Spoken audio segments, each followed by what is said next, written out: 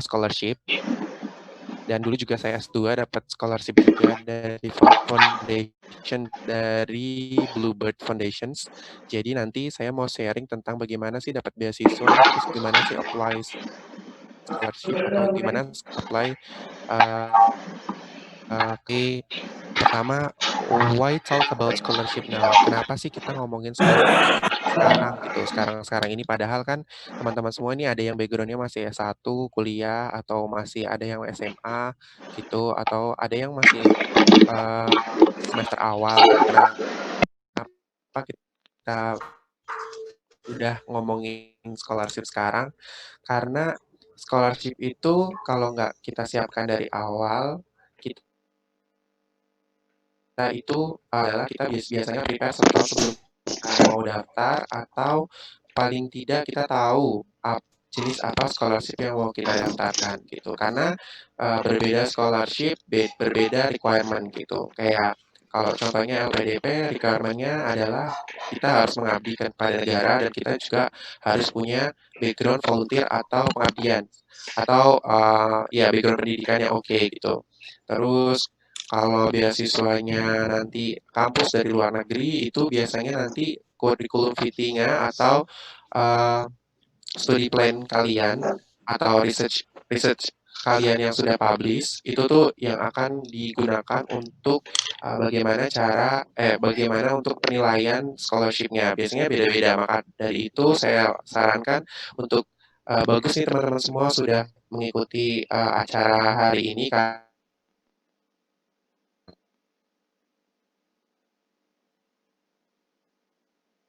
teman-teman semua akan tahu bagaimana atau apa yang harus disiapkan gitu.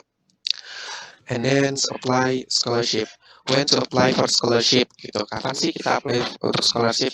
Jadi tergantung scholarship yang mau di-apply sama teman-teman semua gitu kan. Kalau di sini kan uh, judul hari ini kan informasi yang dibutuhkan untuk daftar kuliah dan beasiswa. Jadi saya mau ngomongin beasiswanya dulu karena untuk kuliah di luar negeri khususnya itu kan kalau tanpa beasiswa itu agak sulit kebanyakan. Jadi kita harus membutuhkan beasiswa, scholarship that necessary things gitu kan. Nah maka dari itu kita kapan sih kita bisa apply untuk scholarship gitu. Terus apply scholarship itu biasanya kalau tergantung beasiswanya. Kalau beasiswa pada umumnya itu sebelum masa submissions. Jadi teman-teman semua biasanya kayak LPDP atau Mombusco Jepang atau di Taiwan sendiri MOST kalau di Taiwan itu teman-teman apply-nya sebelum kalian apply ke kampusnya masing-masing. Jadi kalian itu teman-teman semua itu harus tahu dulu kampus mana yang teman-teman mau tuju pertama, dan teman-teman juga harus tahu seluk-beluk beasiswanya. Biasanya sih kriteria beasiswanya tuh maunya kayak gimana nih gitu. Biasanya kalau beasiswa kampus di luar negeri itu mereka cenderung pengen mahasiswa yang aktif dalam riset gitu. Kalau LPDP mahasiswa nggak cuma aktif tapi juga punya kontribusi besar untuk Indonesia. Jadi teman-teman biasanya bisa ngecek sih ke scholarship kalender atau ya biasanya ada scholarship kalender yang biasanya di-share ke WhatsApp teman-teman semua atau informasi di grup-grup WhatsApp dan grup-grup lainnya itu biasanya ada tanggal-tanggalnya. Jadi teman-teman biasanya harus mark di tanggalan gitu paling nggak hamin 6 bulan sebelum beasiswa itu di-apply gitu. Terus siapa sih yang who will give you scholarship? Biasanya tuh yang banyak scholarship, jadi teman-teman semua jangan terpaku semua untuk scholarship itu cuma ada beasiswa unggulan atau LPDP. Enggak, ternyata mostly itu dari college-nya, dari universitasnya. Jadi kalau teman-teman kayak mau ke Oxford, mau ke kayak saya ke Taiwan gitu atau ke Jepang itu biasanya nanti kampus ada beasiswa yang menyediakan gitu scholarship dari univ. Jadi teman-teman biasanya kepo di websitenya atau situsnya, teman-teman bisa tahu. Tapi juga beasiswa nggak cuma dari college ya, ada juga dari community organisasi atau bisnis. Jadi kalau bisnis itu teman-teman yang udah kerja biasanya dapat beasiswa dari kantor. Kalau community organisasi ya biasanya nanti macam dari kementerian gitu. Tapi banyak juga beasiswa yang teman-teman Indonesia dapat itu dari kampus gitu. Jadi teman-teman harus tahu kampus apa dan jurusan apa yang teman-teman pengen tuju. Nah, there scholarship for us kayak apa sih scholarship itu kira-kira buat kita apa uh, buat apa aja gitu. Biasanya scholarship itu nanti ada tergantung teman-teman semua. Jadi teman-teman biasanya dapat mau tuition fee, scholarship um, full full full atau parsial gitu. Kalau tuition fee biasanya nanti teman-teman cuma di cover beasiswa dari apa ya namanya nanti teman-teman cuma di cover untuk biaya kuliahnya saja. Tapi kalau bulanan teman-teman nggak di cover gitu. Kalau parsial teman-teman cover untuk makan dan akomodasi, tetapi nggak full gitu. Teman-teman juga harus biasanya menambahkan uangnya sendiri gitu. Tapi kalau full scholarship yang biasanya teman-teman pengen itu tuh nanti semua tercover dari akomodasi, dari makan, dari beasiswa buku dan lain-lain gitu. Biasanya kalau full ini kayak LPDP atau kayak beasiswa saya dari college itu biasanya full scholarship. Jadi teman-teman bisa lihat di situs websitenya, klik aja di Google nama kampusnya apa, nanti klik di submissions atau requirement untuk ya requirement submission scholarship biasanya itu ada semua kampus pasti kayak gitu. And then step by step ya, ini step apa aja sih yang mau harus disiapkan gitu. Pertama strategi, karena makanya tadi saya bilang strateginya harus tahu mau beasiswa apa yang mau dituju gitu. Itu paling utama. Paling nggak sekarang walaupun teman-teman semua yang masih kuliah itu harus kepo-kepo kampus apa dan beasiswa apa yang mau dituju. Karena biasanya requirement kalau pengen daftar LPDP nih, requirement LPDP pengennya kita harus banyak pengabdian gitu atau kita harus punya paling nggak pengabdian kepada masyarakat terus kita bisa menonjolkan sisi apa ya kecintaan kita ke Indonesia gitu. Nanti pas lagi jadi pas interview pun teman-teman nggak cuma pintar gitu, nggak cuma pintar di IPK, nggak cuma pintar di bahasa Inggris, tapi teman-teman juga punya kontribusi besar gitu buat Indonesia. Contohnya gitu. Jadi kita harus punya strategi yang pertama apa beasiswa yang mau dituju, terus requirement. Nah requirement ini yang tadi saya bilang harus kepo di situs website kampusnya, requirement submissions untuk scholarshipnya, terus English proficiency-nya kayak IELTS atau TOEFL yang dibutuhkan gitu. Mostly kalau Asia kayak masih Jepang, Taiwan, Singapura, Malaysia gitu masih bisa pakai TOEFL sih. Jadi TOEFL 550 atau di atas 525 lah itu masih bisa. Tapi kan kalau mau ke Europe, mau ke negara lain yang membutuhkan IELTS, kita harus siap-siap dulu dong IELTS dan IELTS-nya gitu. Jadi paling enggak sudah ada apa ya kayak ability-nya gitu, kemampuan teman-teman yang mumpuni untuk bisa kuliah di luar negeri khususnya gitu. Kalau kuliah di dalam negeri pun juga biasanya requirement apa TOEFL-nya kan gitu. Teman-teman juga kalau belum sampai skornya juga bisa disiapkan dari sekarang gitu. Terus LOE nanti ini kita juga bahas LOE apa sih LOE gitu teman-teman semua yang belum tahu LOE atau yang sudah tahu nanti saya coba jelaskan biar lebih enak dan nanti diskusi bareng-bareng gitu. Dan sponsorship pasti beasiswa ya. Terus, nah scholarship itu kan ada banyak nih. Ada yang cuma scholarship buat apa internship gitu. Ada juga academic scholarship. Nah, academic scholarship ini yang biasanya teman-teman mau kan yang mau lanjut S2, S3 atau S1 pun teman-teman S2, S3 sih khususnya. Kalau S1 pasti dari nilai raport ya. Kalau S2, S3 itu biasanya minimum GPA-nya 3. Jadi teman-teman yang di bawah 3 juga nggak apa-apa sih. Yang penting kalau saran saya sih yang di bawah 3 itu banyakin publikasi karya ilmiahnya gitu. Walaupun kalian IPK-nya di bawah 3 tapi ada publikasi karya ilmiah itu biasanya ketolong atau sertifikat penghargaan gitu. Tapi kalau yang di atas 3 yang sudah aman ya alhamdulillah gitu. Terus minimum English proficiency-nya ya pasti TOEFL tuh biasanya 550 atau IELTS-nya 6,5. Tapi jangan sedih yang di bawah 550 biasanya beberapa kampus itu nggak nggak ngeharusin kita harus pintar bahasa Inggris, tapi kita harus pintar di bidangnya gitu. Kalau saya kayak saintis atau teknik itu biasanya dia ngelihat, oh berapa sih mahasiswa ini udah pernah ikut conference, berapa mahasiswa ini sudah pernah ikut publikasi gitu. Terus, nah untuk LOE, nah kan di sini juga saya dapat dapat dapat apa dapat amanah untuk ngejelasin LOE. Nah teman-teman semua kan biasanya harus dapetin LOE dulu kalau di LPDP kan ya, kalau mau enak dapat beasiswanya gitu. Biasanya harus dapat LOE dulu nih. Apa sih LOE gitu kan? Letter of Acceptance. Jadi teman-teman semua udah diterima di kampus keinginan atau impian teman-teman semua gitu. Jadi nanti daftarnya sama kayak daftarnya sama kayak kampus di Indonesia, ngisi-ngisi biodata dan lain-lain. Tapi nanti bedanya kalau teman-teman semua ini kalau di kampus luar negeri ada LOE conditional sama LOE unconditional.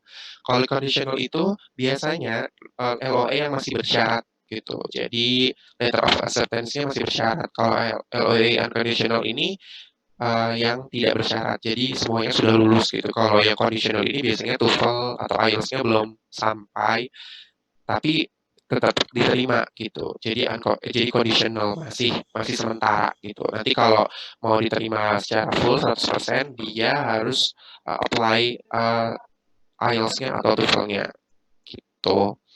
Nah, apa sih yang mau gimana sih caranya biar dapat LOE gitu? Kita pasti harus ada CV in English gitu kan, harus lah karena kan mau daftar di luar negeri. CV-nya dibagusin. Tapi kalau buat beasiswa atau scholarship di kampus luar itu CV-nya nggak usah dibagusin tentang pengalaman ini ya, volunteer atau ya pengalaman boleh, tapi ya beberapa saja. Tapi paling enggak yang paling ditonjolkan adalah research kalian gitu, research dan background pendidikan kalian gitu. Kalau mau di luar negeri boleh tentang organisasi boleh, tapi untuk paling enggak mostly yang paling dilihat sama yang paling dilihat tuh pertama tuh biasanya research karena saya juga di sini jadi tim seleksi beasiswa. Jadi kalau di kampus, bukan di kampus sih, misalnya di lab. Jadi kalau profesor itu ada yang apply beasiswa ke kampus, biasanya nanti dikirim ke saya emailnya dan saya seleksi. Biasanya saya juga ngelihatnya tuh, oh ini penelitiannya tentang apa, relate nggak nih sama jurusan yang sekarang gitu. Terus dia udah pernah conference atau belum gitu. Jadi teman-teman yang masih bawah atau yang sudah lulus juga paling nggak mempercantik CV dari background pendidikannya dulu gitu. Tapi tergantung ini kan mau ke kampus ya bukan ke scholarship. Nah, terus yang kedua adalah diploma dan academic transcript. Ya pasti ya wajib teman-teman harus translate transkrip kalian. Biasanya di kampus-kampus Indo sekarang juga udah ada sih dari translatannya jadi bahasa Indonesia sama bahasa Inggris. Jadi yang digunakan yang bahasa Inggris saja, terus motivation letter. Nah, ini yang saya bahas. Ini that important gitu, necessary banget ini motivation letter. Jadi nanti teman-teman harus punya motivation letter atau esai yang bagaimana mencerminkan teman-teman dalam satu lembar gitu, atau 2 lembar sih maksimal. Jadi teman-teman harus menumpahkan kata-kata atau menumpahkan apa sih yang kalian mau untuk kalian mau karena apa yang kalian mau ketika kalian kuliah gitu. Apa sih kenapa sih diri kalian tuh pantas untuk dapat beasiswa gitu. Itu motivation letter. Jadi makanya yang kalau mau di Ayunda aja tuh prepare berapa bulan sebelumnya, berapa ya 10 bulan sebelumnya sebelum apply itu karena biasanya motivation letternya dia itu harus ditulis, dibaca lagi, tulis, baca lagi karena beberapa pendaftar scholarship yang di Indonesia itu mostly suka ngikutin yang di internet gitu. Itu nggak boleh.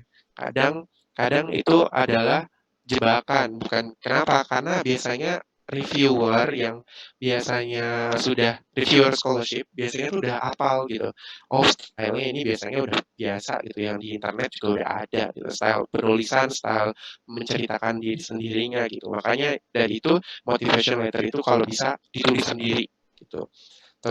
Terus recommendation bisa dibahas lagi abis ini.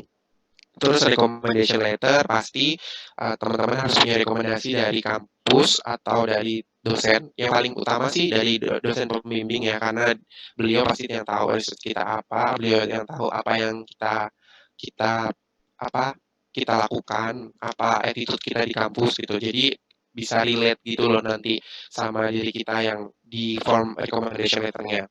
Terus pasti Certificate of English-nya. Terus terus nah, di sini scholarship essay, cheat sheet nih. Jadi teman-teman semuanya ini bentar. Tutup yang ini. Jadi teman-teman semuanya harus tahu nih gimana sih cara bikin scholarship essay atau scholarship motivation letter. Jadi hampir sama sih 11-12 gitu. Pertama, teman-teman harus mulai dulu nih kerangkanya. Teman-teman tuh pengen ngejelasin dulu nggak? Pengen ngejelasin dulu diri teman-teman siapa, kayak nama, background kampus, terus background pendidikan gitu, apa risetnya gitu, terus tell a true story yang kedua. Tell a true story tuh jangan mengada-ngada deh gitu. Biasanya emang nanti pas lagi apa wawancara, apalagi scholarship, itu tuh teman-teman nanti dilihat bohong atau enggak gitu. Biasanya sih kelihatan sih yang bohong. Soalnya kadang ada gitu loh, padahal cuma ikutan tapi ternyata nggak aktif atau cuma nebeng di CV atau nebeng sertifikat, biasanya banyak tuh. Itu tuh kelihatan nanti pas lagi wawancara gitu atau apply scholarship. Jadi biasanya review itu udah tahu gitu. Terus full answer the questions. Nah, ini biasanya nanti ada beberapa kampus yang ada requirement-nya, requirement question-nya. Jadi teman-teman tuh harus ngejawab pertanyaan dari kampus itu. Kenapa teman-teman mau kuliah di sini? Kenapa teman-teman mau pilih jurusan ini gitu. Itu yang biasanya harus dijawab dengan presisi.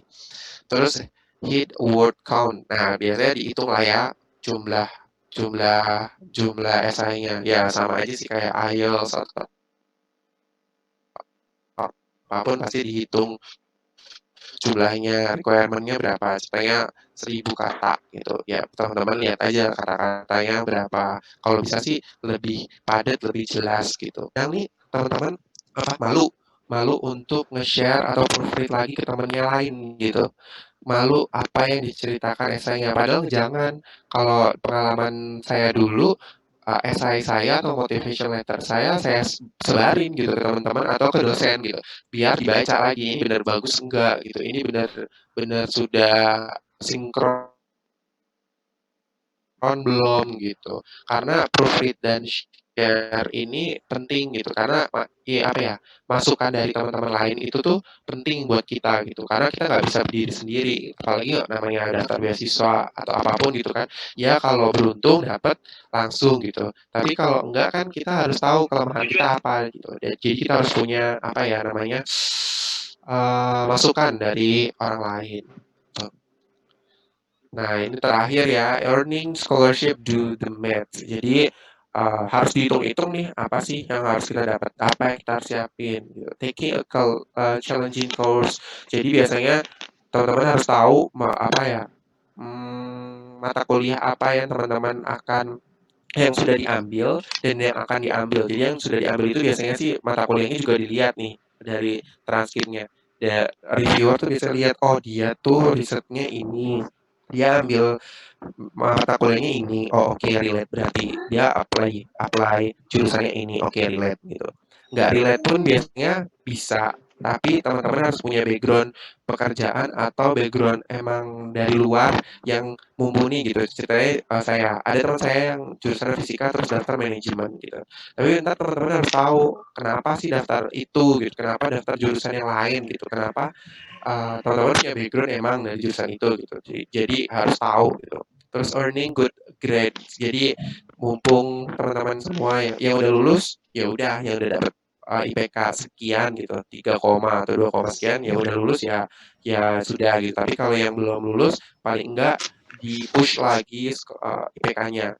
Ada orang-orang yang ngomong kalau IPK itu nggak penting. Iya, sebenarnya sih nggak terlalu penting kalau teman-teman semua aktif di kampus atau aktif di kampus untuk dapetin prestasi. Jadi kayak lomba atau punya publikasi. Tapi penting buat orang yang emang nggak punya publikasi dan juga organisasi. Jadi nanti IPK itu juga dilihat gitu. Kalau organisasinya oke sama publikasinya oke, terus IPK-nya kurang biasanya masih bisa dipertimbangkan gitu. Tapi kalau IPK kurang, nggak aktif di mana-mana, cuma kupu-kupu, kuliah pulang, itu yang akan ya pasti reviewer beasiswa juga milih yang oke dulu lah daripada yang nggak aktif dan IPK-nya jelek gitu kan. Karena kan di sini juga kompetisi. Terus getting involved in activities ya pasti tadi udah diomongin, terus volunteering. Jadi kayak volunteer ini penting kalau beasiswanya itu mengkhususkan teman-teman harus pengabdian dan mengabdi untuk bangsa dan negara gitu. Thank you. Ya, Ya, baik Kak. thank you. Terima kasih Kak Januar atas materinya. Nah, berhubung Kak ini Zoom-nya tidak premium, jadi sebentar jam 4:04 mungkin kita keluar dulu, kemudian masuk lagi untuk melanjutkan sesi tanya jawabnya Kak. Seperti itu. Oke. Ya, kepada teman-teman juga ya, Disiapkan teman-teman. pertanyaannya gitu. Nah, bagi teman-teman, ya siapkan pertanyaannya. Kemudian bagi yang ingin bertanya, mungkin bisa menekan tombol raise your hand di aplikasi ini ya. Dan saya akan menyebutkan namanya, kemudian teman-teman bisa langsung untuk menyampaikan pertanyaannya kepada Kak Januar secara langsung. Nah, ini Kak, mungkin bisa keluar sekarang. Nanti kita akan baik Kak.